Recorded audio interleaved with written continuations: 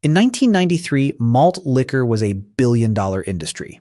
It had the biggest rappers in America on its payroll: Tupac, Biggie, Snoop, Ice Cube, Wu-Tang, all of them. And within a few years, the Surgeon General was trying to stop it, Congress was fighting over it, and some of the artists who helped sell it were suing the company that made it.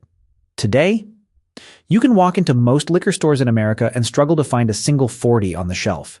So what actually happened? How did a beer invented by a small Michigan brewer in 1937 become the loudest, most controversial drink in American history? How did it take over hip-hop, and what killed it? Here's the strange part.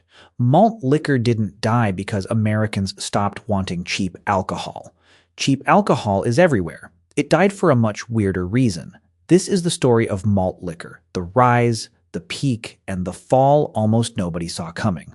Before we get to any of that, you need to know one thing, because most people who've drunk malt liquor have no idea what it actually is. Here's the short version. Malt liquor is beer. That's it. It's not liquor. There's no distilled spirit in it. Same water, same barley, same hops, same yeast, same process. But it has a trick. Regular beer relies mostly on malted barley for its fermentable sugars. Malt liquor doesn't. Brewers add cheap stuff, corn, rice, dextrose, plain sugar, to feed the yeast. More food for the yeast, more alcohol in the final beer. The result? A drink that's stronger, usually 5.6% to 8% alcohol. Some brands hit 9%. Regular American lagers sit around 4 to 5%. And here's the whole game in one sentence. More alcohol. Lower cost. Because those cheap adjuncts are so much cheaper than malted barley, brewers can make a stronger drink for less money. Every choice, every controversy, every cultural moment in this story flows from that one equation. It's the reason malt liquor got invented. It's the reason it got huge, and it's the reason it eventually got in trouble. Now, why is it called malt liquor if it's beer? Because the law says so. Many U.S. states, going back to right after Prohibition, have rules saying any beer above a certain alcohol level, often around 5%, can't legally be called beer. It has to be labeled as malt liquor or malt beverage. So the name isn't a marketing choice. It's a warning label. The phrase itself is old. It first showed up in English writing back in 1690, just meaning any beer stronger than average. But the thing we picture today, thin, sweet, high alcohol in a tall glass bottle, that's a distinctly American invention, and it didn't exist until the 1930s. Here's where the story gets strange. Because if you could show the inventors of malt liquor what their product would become 50 years later, a 40 Oz bottle in a paper bag, on a street corner, in a hip-hop video, they wouldn't recognize it. When malt liquor was first created, it wasn't cheap. It wasn't a street drink. It was pitched as a luxury. Ionia, Michigan, population around 6,000. Not the kind of place you'd expect to change American drinking history. But in 1937, a brewer named Clarence Kerber, everyone called him Click, was running the Grand Valley Brewing Company. And he had an idea. Prohibition had ended just 4 years earlier, in 1933. The country was still climbing out of the Great Depression. Money was tight. Brewers were looking for any edge that could set their product apart. Click Kerber's idea was simple. What if you added extra sugar during brewing, gave the yeast more to work with, and pushed the alcohol content higher than a normal lager? Stronger beer, no extra cost. He experimented. He got it right. And in 1937, he introduced a new product called Click's Malt Liquor. According to brewery historians, Click's was the first product in American history to be labeled and sold as malt liquor. Kerber later filed a U.S. patent for the process in 1948. You can still look it up today. Click's wasn't a huge commercial hit. Grand Valley Brewing was a small operation. The company shut down by 1950. But the idea got out. Other brewers were paying attention. And what they did next is the part that would sound absurd to anyone who grew up with malt liquor as a street drink. Because for the next 25 years, malt liquor tried to be classy. In 1942, up in Minneapolis, a brewer named Alvin Glueck, grandson of his family's brewery founder, found his own way to boost the alcohol in beer using a second fermentation. He called his creation Sparkling Stite. And he marketed it as a champagne alternative. Elegant. Refined. something for dinner parties. Then came Guts Brewing in St. Joseph, Missouri. Their product was called Country Club Malt Liquor. The name says everything. It was aimed at the post-war middle class, people with new golf clubs, a bit of extra money, and social ambitions. It was the drink you served at your suburban cocktail party to look sophisticated. And in 1948, up in Duluth, Minnesota, a small brewer released a product called Ruff's Olde English Stout. Nobody paid much attention, but that brand name is going to matter a lot later. So think about that. The product we now associate with 40 Oz bottles in paper bags, the drink that would soundtrack an entire era of hip-hop, was originally marketed as a champagne alternative for suburban cocktail parties. And here's the detail worth pausing on. Every one of these early brands relied on the same industrial shortcut. Use less barley malt. Use more corn, more rice, more sugar. Extract more alcohol at a lower cost. That trick, Click Kerber's original 1937 innovation, is still functionally the same recipe every major malt liquor uses today. For 25 years, brewers had the recipe. They just didn't know who their real customer was. Then, in 1963, in Baltimore, one marketing executive figured it out. And malt liquor stopped pretending to be classy for good. The National Brewing Company was in trouble. Their flagship beer was National Bohemian. Locals called it Natty Bo, good beer, loyal customers. But the big national brewers, Anheuser-Busch, Schlitz, were pouring huge advertising budgets into Baltimore. National Bohemian was going to lose that fight, and the executives knew it. They needed a new product, a niche, something the giants weren't doing. Dawson Farber was leading the marketing team. He looked at the malt liquor category, small, sleepy, still trying to be classy. And he saw the opportunity nobody else had spotted. Forget country clubs. Forget champagne. Farber wanted to sell malt liquor on exactly what it was. A stronger beer with more of a kick. He wasn't going to hide the alcohol content. He was going to celebrate it. He came up with a name. Colt 45. He told the designer he wanted a label with a kicking horse and a horseshoe. The message was subtle, but unmistakable. This beer has extra kick. Here's a fact that surprises almost everyone. Colt 45 wasn't named after the handgun. According to Pabst Brewing Company, which owns the brand today, Colt 45 was named after Jerry Hill, a running back on the 1963 Baltimore Colts football team who wore jersey number 45. Not the gun, not the caliber. A football player. Farber liked that the name was ambiguous. Customers could read whatever they wanted into it, and they did. The Bureau of Alcohol, Tobacco, and Firearms approved the label. Colt 45 hit the market in the spring of 1963. It took off, and once it did, other brewers scrambled to catch up. The problem was, most of the classy, refined malt liquor names sounded old-fashioned next to Colt 45's swagger. So the industry pivoted hard. Suddenly, every new malt liquor label was an animal, a predator, a power symbol.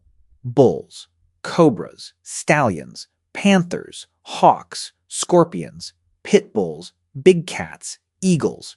It became a zoo. That same year, 1963, the Joseph Schlitz Brewing Company released Schlitz Malt Liquor with a stylized black bull on the can. Their advertising campaign, running through the 1970s, featured a live longhorn Brahma bull bursting through walls, windows, and parties.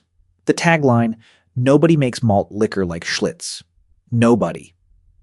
The year before, in 1962, Sterling Brewery in Evansville, Indiana had already released Mickey's, that famous green, barrel-shaped, waffle-patterned bottle everyone would eventually call the Grenade. Then, in 1964, up in Portland, Oregon, the Blitz Weinhard Brewing Company took that old People's Brewing product, Ruff's Olde English Stout, rebranded it, and gave it a new name and a new attitude. Olde English 800 was born. Every one of these brands was chasing the same customer Colt 45 had unlocked, the American drinker who didn't want to sip a champagne alternative. He wanted a strong beer, cheap, no apologies. And that customer was growing. Then, in the early 1970s, National Brewing made a marketing move that would define Colt 45 for the next 40 years.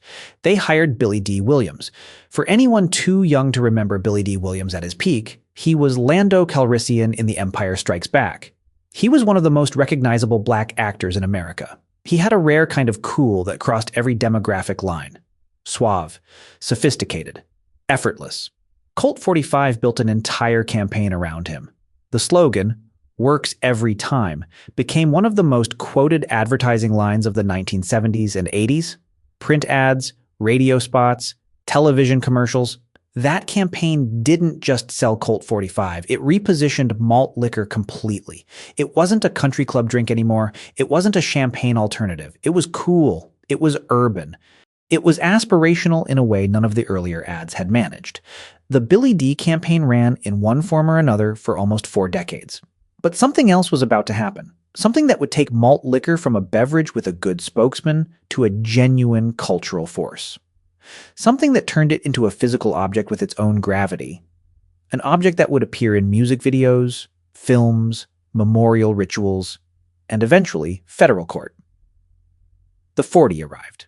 Nobody knows the exact date the first 40-ounce bottle hit the shelves. What we do know is that by the late 1980s, 40 OZ bottles of malt liquor had become the format that defined the category. 40 ounces. That's 1.18 liters. More than 3 standard American beers in a single container. And here's the math that made it irresistible. A 40 Oz of Olde English or Colt 45 typically sold for somewhere between $1.25 and $2.50. For the price of a couple of soft drinks, you got the equivalent of a small stack of beers at a higher alcohol content in one bottle. More alcohol, lower cost. The math that had defined malt liquor since 1937 now supersized into a single glass container. For brewers, the 40 was a genius product. High margin, distinctive shelf presence, cheap to produce. And it landed at exactly the right cultural moment. Hip-hop was exploding. In 1988, on NWA's debut studio album, Eazy-E rapped "Drink a 40 and Turn Crazy" on the track Gangsta Gangsta. That same record had an entire song called 8 Ball, Eazy-E's tribute to Olde English 800. That's important. That wasn't a paid endorsement. Eazy-E wasn't being compensated by the brewery. He was just talking about what he actually drank. And it wasn't just NWA. In 1993, Cypress Hill's Insane in the Brain, a massive crossover hit, put a 40 Oz reference directly into the top of the Billboard charts. Rappers were doing free advertising for the malt liquor industry. And a marketing executive in San Francisco noticed. His name was Minot Wessinger. He came from a legendary Pacific Northwest brewing family. His great-great-grandfather was Henry Weinhard, founder of one of Oregon's oldest breweries. In 1987, Wessinger, working with his father, launched his own company. He called it the Mackenzie River Corporation. And that same year, Mackenzie River introduced a new malt liquor, St. Ides Premium Malt Liquor. 8.2% alcohol by volume, higher than most competitors. At first, St. Ides was just another brand fighting for space in the cooler. But Wessinger had heard the same thing everyone else had heard. Rappers were name-checking malt liquor. For free. Constantly. So he did something no other major brewer had done. He picked up the phone. Mackenzie River hired a West Coast producer named DJ Pooh, a longtime collaborator of Ice Cube, and gave him wide creative freedom to build ad campaigns around hip-hop artists. What came next was unlike anything the alcohol industry had ever done. The St. Ides commercials weren't traditional ads. They were mini-rap videos, real songs, real production, featuring some of the biggest names in hip-hop at their peak. Ice Cube, Snoop Dogg, Tupac, the Notorious B.I.G., the Wu-Tang Clan, and many more. Rappers weren't just endorsing the product. They were writing custom songs for it, jingles that could have been album cuts on their own records. Ice Cube's most famous St. Ides jingle contained lines that were, by any standard, aggressively sexual and provocative. St. Ides didn't just sell malt liquor. It embedded itself into the DNA of the hip-hop era. And unbelievably, it worked. By the mid-1990s, St. Ides had become the #1 malt liquor brand in America. A drink that had been fighting for shelf space 5 years earlier now led the entire category. Every other brewer scrambled to copy the playbook. Olde English 800 hit its peak. Colt 45 kept selling. Mickey's grenade bottles were everywhere. Schlitz malt liquor bull commercials still ran during football games. And the entire malt liquor category, driven by the 40 Oz format and the hip-hop connection, became, according to industry analysts of the time, a billion-dollar segment of the American beer market. The 40 wasn't just a bottle. By 1993, it was a symbol. It appeared in music videos. It appeared in movies. When the hip-hop parody film Don't Be a Menace to South Central came out in 1996, it featured spoof brands called Saint, Ides, and Menace Ice, direct parodies of St. Ides and Olde English 800. That's how deep the cultural saturation had gone. And then something happened to the 40 that no marketing team could have engineered. It became a ritual object, pouring one out for a fallen friend. That gesture, spilling a small amount of your drink onto the ground in memory of someone who died, spread from the streets into hip-hop lyrics, then into films, then into the wider American vocabulary. It became one of the most recognizable forms of mourning in 1990s America. Think about what that means. A drink originally marketed as a champagne alternative for suburban cocktail parties had somehow, in one generation, become part of the language people used to mourn the dead. Malt liquor had gone from a country club drink to the loudest, most visible beverage in the country's fastest-growing music genre in less than 50 years. It had rappers making music for it, cities counting sales of it, and communities burying friends over it. But at the exact same moment malt liquor was hitting its cultural peak, the whole category was about to walk directly into a public relations disaster it would never fully recover from. And it started with a beer called Power Master. The G. Heilemann Brewing Company was in serious trouble. They needed a hit, fast. Their answer was a new malt liquor called Power Master, 5.9% alcohol by volume, noticeably stronger than the industry standard Colt 45. The plan was to launch it into urban markets, starting in Chicago and Baltimore with an advertising campaign featuring a young black male model and the slogan, "Bold, not harsh." The reaction was immediate, and it was ferocious.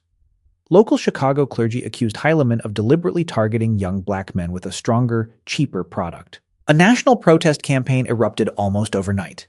The Center for Science and the Public Interest, one of the most influential consumer advocacy groups in the country, took up the fight.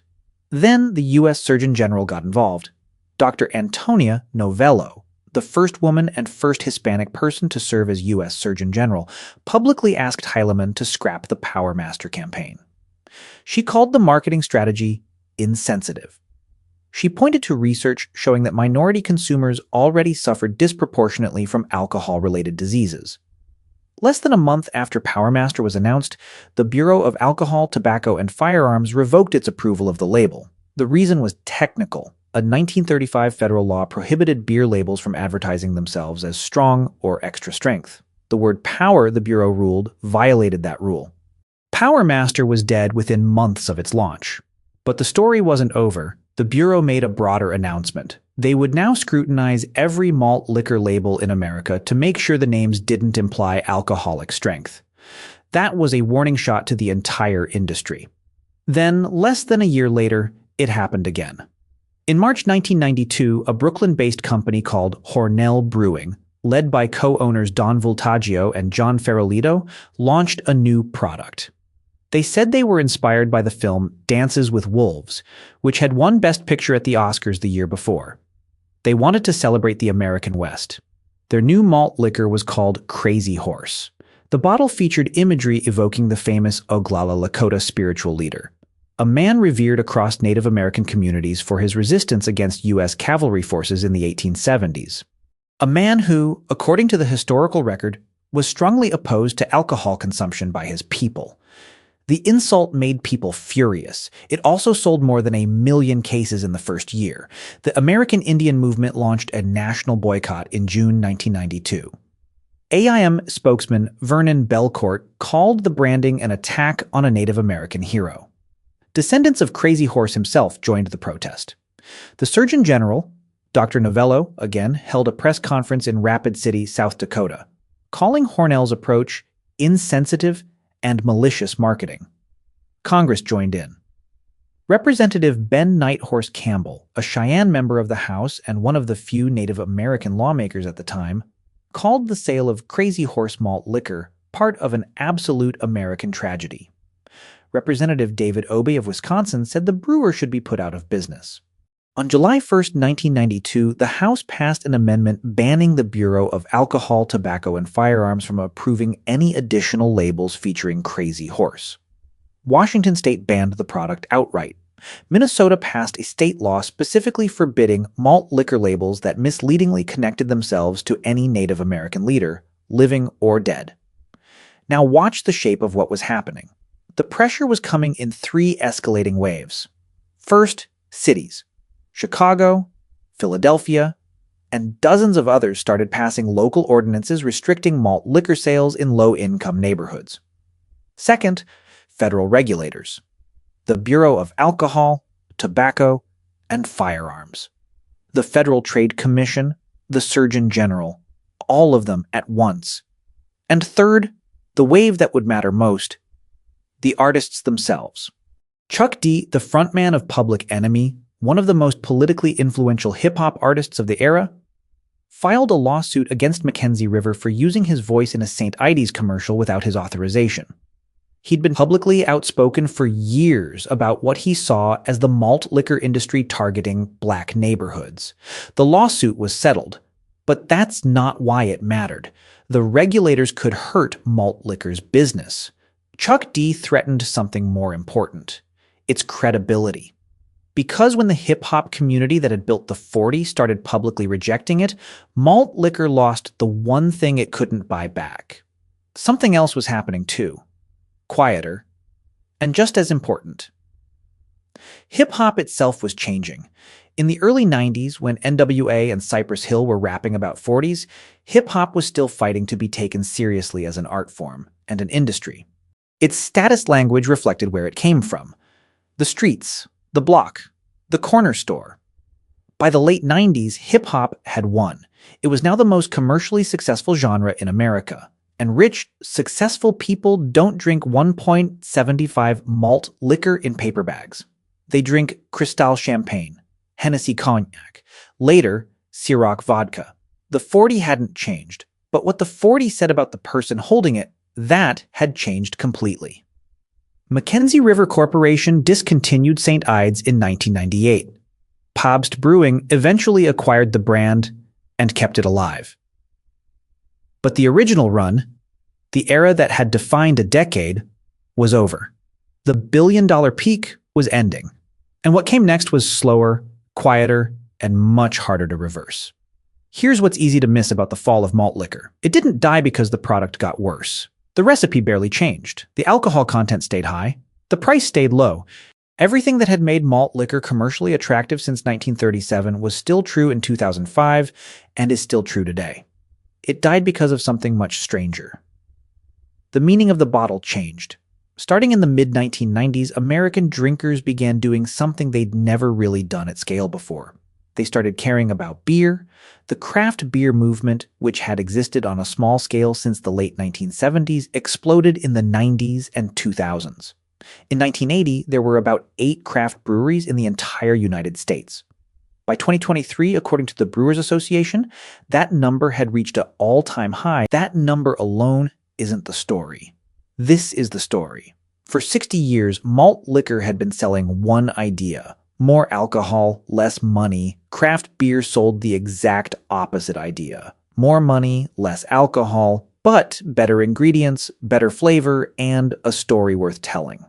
Those are complete philosophical opposites.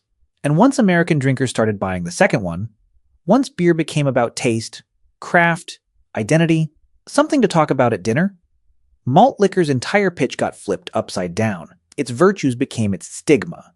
Cheap became suspect. Strong became sloppy. Industrial became embarrassing. 3 big forces closed in on malt liquor at once. 1. Beer became premium. Craft beer took over the aspirational shelf space. 2. Cheap intoxication got a lot of new competitors. Flavored malt beverages, hard seltzer, cheaper spirits, in some states, legal marijuana. 3. Younger drinkers changed. Millennials and Gen Z by every major survey, drink less alcohol overall than the generations before them. And when they do drink, they're picking wine, seltzers, craft beer, or cocktails, not 40 bottles of malt liquor. Now think about what that combination does to a product built entirely around maximum buzz for minimum money. The customer base that once bought that pitch was shrinking, every year a little smaller, not through any single dramatic collapse, just a slow, structural erosion. Some brewers tried to adapt. Steel Reserve, which had launched in 1994 at 8.1% ABV, the highest of any major American malt liquor, pivoted in the 2010s. The brand introduced a line called Steel Reserve Alloy Series, colorful, high-alcohol-flavored drinks meant to compete with the seltzer and flavored malt beverage category. Then, in 2016, Steel Reserve did something almost symbolic. They replaced their 40 Oz narrow neck glass bottles with 42 Oz wide neck shatterproof plastic. The old glass 40, the one that had defined an era, was quietly retired from many markets. But the deepest reason for the fall wasn't market share. It wasn't packaging, it wasn't even craft beer, it was social meaning. By the mid-2000s, malt liquor had a reputation problem it couldn't shake. The controversies of the 90s, Power Master, Crazy Horse, the FTC investigations, the community protests, the Chuck D lawsuit, had left a permanent mark. Malt liquor had become associated with public drunkenness, with predatory marketing, with the failures of urban America. Even people who had grown up drinking 40s in high school and college often stopped as they got older. Not because the product got worse, because drinking one felt like an admission of something. A step backward. That's the core of it. That's the sentence that explains everything else. Malt liquor became the drink you didn't want to be seen with. It carried a story about who you were, and by the mid-2000s, that story wasn't one most American drinkers wanted told about them. The functional product hadn't changed. The cultural product, the story on the label, the meaning in the paper bag, had inverted completely. Rebellious in the early 90s, authentic in the mid-90s, dated by the early 2000s, embarrassing by 2010, same recipe, same price, same buzz, entirely different meaning. By the mid-2010s, industry analysts were writing the eulogy. Trade publications ran features asking whether malt liquor could survive at all. Many of the classic brands were now sustained less by demand than by inertia. Kept alive because Pabst, or Miller, or Molson Coors already had the equipment, the recipes, and just enough loyal buyers to justify the production line. But here's the thing, malt liquor didn't disappear. It just stopped being loud. You can still buy Colt 45, you can still find Olde English 800, Steel Reserve is still on shelves. Mickey's grenade bottles still show up in bodegas from Brooklyn to Los Angeles. The difference is, nobody's writing songs about them anymore. So what's actually left of the empire? Some of it is stranger than you'd expect. First, the brands themselves. They've almost all been swallowed by two giants. Pabst Brewing Company owns most of the classic names: Colt 45, Schlitz Malt Liquor, St. Ides, and the original 1948 Country Club, which is still produced in limited quantities. Miller Brewing, part of Molson Coors, still produces Olde English 800 and Mickey's. What used to be dozens of regional brewers competing in the malt liquor space is now a handful of corporate parents keeping legacy brands on life support. The category that once claimed close to 3% of the U.S. beer market at its 1990s peak is estimated at less than 1% today. Second, the culture kept some pieces. In 2004, Dogfish Head Brewery, one of the pioneers of the American craft beer movement, released a product called Liquor de Malt. It was a deliberately upscale, high-quality take on the malt liquor concept, sold in, of course, a 40-ounce bottle.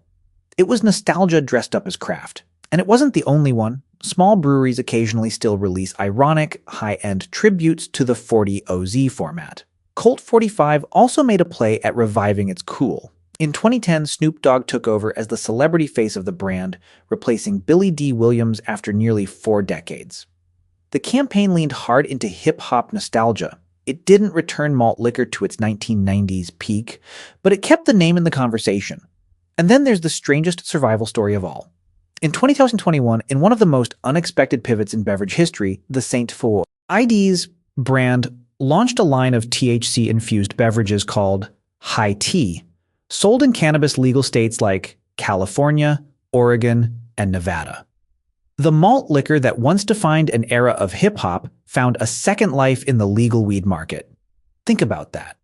St. Ides, the brand that came up with hip-hop advertising as a marketing genre, pivoted to selling cannabis drinks to a generation that had largely stopped drinking beer. In its own weird way, St. Ides adapted better than almost any of the other brands. Third, the bottles that never left. If you walk into a corner store in Baltimore or Detroit or East Los Angeles, you'll still find the classic brands. Older customers still buy them. The prices are still low. The alcohol content is still high. The recipe Click Kerber developed in 1937, extra sugar, extra fermentation, more alcohol per dollar, is still, functionally, the recipe being brewed today. 80 years later, the equation hadn't changed. More alcohol, less money. What changed was what America thought that equation meant. The chase for another peak is probably over. Malt liquor's rise took 50 years. Its peak lasted about 10, and its decline has been slower, quieter, and more permanent than anyone in the industry predicted. The bottles are still there. The customers just moved on. Every product carries a story about the moment that made it, but malt liquor's story is unusually clean and unusually American. Because the American consumer never stopped wanting cheap alcohol is a permanent fact of American life. Every grocery store has it. Every corner store has it. It comes in cans, cartons, cases, and jugs. So malt liquor didn't die because America stopped wanting cheap alcohol. It died because the 40 Oz bottle changed what it said about the person holding it. At its peak, that bottle said something specific. Rebellion, authenticity, belonging to a moment that mattered. Later, it said something else. Cheap, dated, something you'd graduated out of. Same glass, same liquid, different meaning. That's the real story. And it's the story of a lot of American products that stopped mattering. Not because they got worse, because the culture around them decided to want something else. Remember the question we started with? How did a beer invented by a small Michigan brewer become the loudest drink in America, and then disappear? Now you know. Not because the government banned it, not because any single company killed it, not even because craft beer replaced it, but because the story of who drank a 40 changed. And once that story changed, no marketing budget, no celebrity endorsement, no product reformulation could bring it back. The 40 Oz bottle in the paper bag is still one of the most recognizable images in American pop culture. It's still there in the music videos of the 1990s, preserved forever. Still in the movies, still in the memories of everyone who was young in that era. The bottles are still there, the customers just moved on. If you found this history worth watching, there's a companion piece worth your time. The full story of Colt 45 and Billy D. Williams, the 4-decade partnership that turned an ordinary beer into an advertising legend. Links in the description. And if you want more deep dives like this one, subscribe. Until then, thanks for watching.